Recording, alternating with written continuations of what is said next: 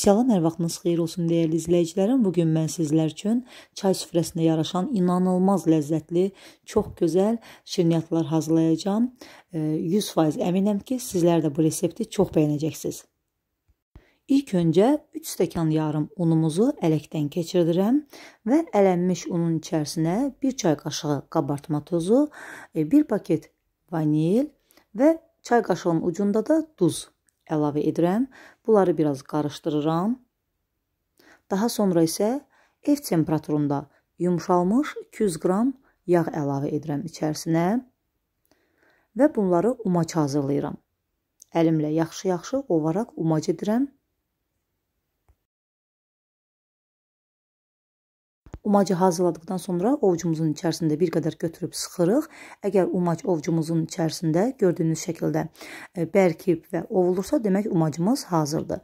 Hazır olan umacın o arasında bir çuxur yaradırıq və bura 200 qram xama əlavə edirik. Yağlılıq faizinin fərqi yoxdur. Xamanı əlavə etdikdən sonra bir qədər qaşıqla qarışdırıb, daha sonra isə əlimizlə xəmiri yoğururuq. Yumşaq bir xəmir olur. Xəmiri hazırladıqdan sonra üzərini örtüb yarım saatlıq qoyuruq soyuducuda qalsın. Bu arada isə içliyi hazırlayırıq. Xəmirimiz artıq hazırdır. Yumşaq, çox gözəl bir xəmir olur. Xəmir 30 dəqiqə qalır soyuducumuzda. İçlik üçün isə biz 150 qram qoz ləpəsi götürürük və 300 qram da bizə qaynanmış, qatılaşdırılmış süd lazımdır. Qoz ləpəsini mən xırda doğrayıram. İstəsəniz rondodan da keçirdə bilərsiniz qoz ləpəsini, amma yeyərkən şirniyyatımızın içərisində bilinsin deyə mən çox xırdalamıram, bir qədər iri doğrayıram. Əgər siz çox xırda sevirsinizsə, onda rondodan keçirdə bilərsiniz.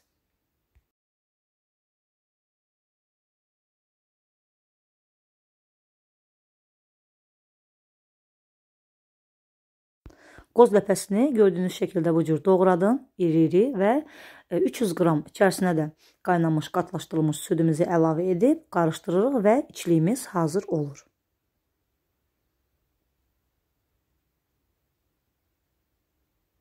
Artıq içliyimiz də hazırdır. 30 dəqiqə keçdi və xəmirimizi də soyuducudan çıxardıram. Xəmirimizi 2 yerə bölürəm və hər böldüyüm hissəni də əlimlə bu cür uzunsov formaya gətirirəm.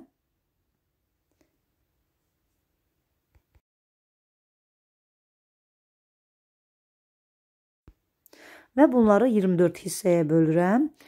Böldüyüm hissələri də, xəmirləri də hamısını kündələyirəm. Salafanın altına yığıram. Mütləq salafanın altında saxlamaq lazımdır ki, qurumasınlar. Kündələyərək bu cür yumru forma veririk.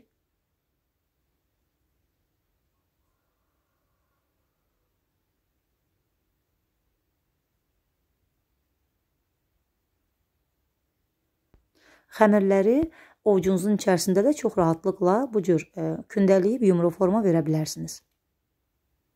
Və artıq hamısını kündələdim. Kündələdikdən sonra bir-bir götürürəm. Kündələrimi əlimlə biraz üzərindən basaraq yayıram. Eynən şəkərbura xəmiri kimi yayırıq. Daha sonra isə 1 çay qaşığı içliyimizdən qoyuruq içərisinə. Və bu cür gördüyünüz şəkildə qatlayıb bərkitmək lazımdır. Bükdükdən sonra da alt hissəni üstə gətirərək mütləq kənar hissələrini bu cür bərkitmək lazımdır ki, bişərkən içlik arasından süzülməsin. Və belə forma veririk. Digər kündələrimizin hamısını bu üsulla hazırlayırıq. İçlikdən də çalışın ki, çox qoymayın, yəni 1 çay qaşığı bəs edir.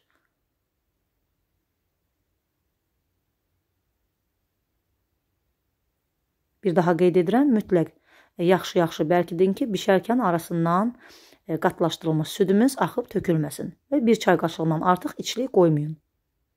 Və bu cür hamısını düzəldirik, məsafəli şəkildə yağlı kağız sərilmiş listimizə düzürük.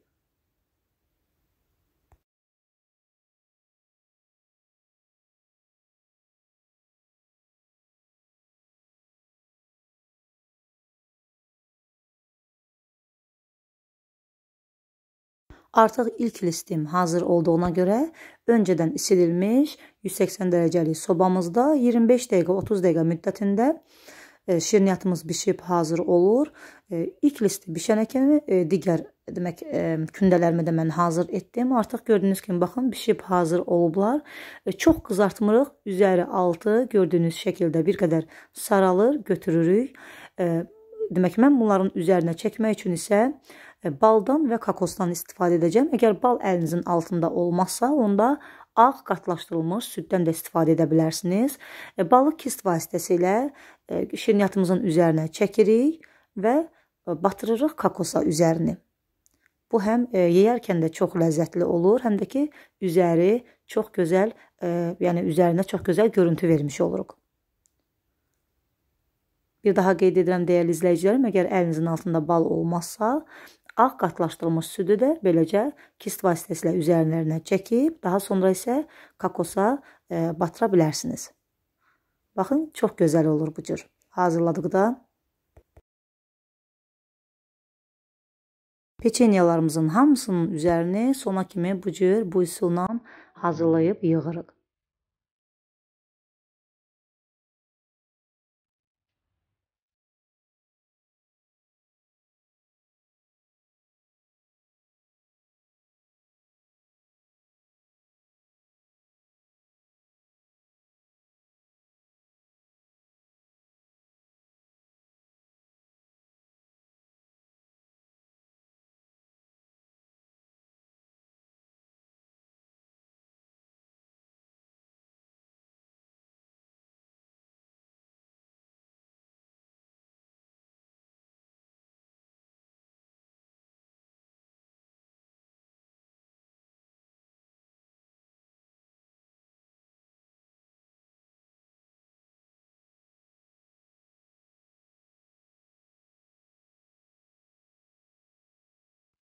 Budur, artıq hamısını hazır etdim və bir neçəsi də artıq yeyildi.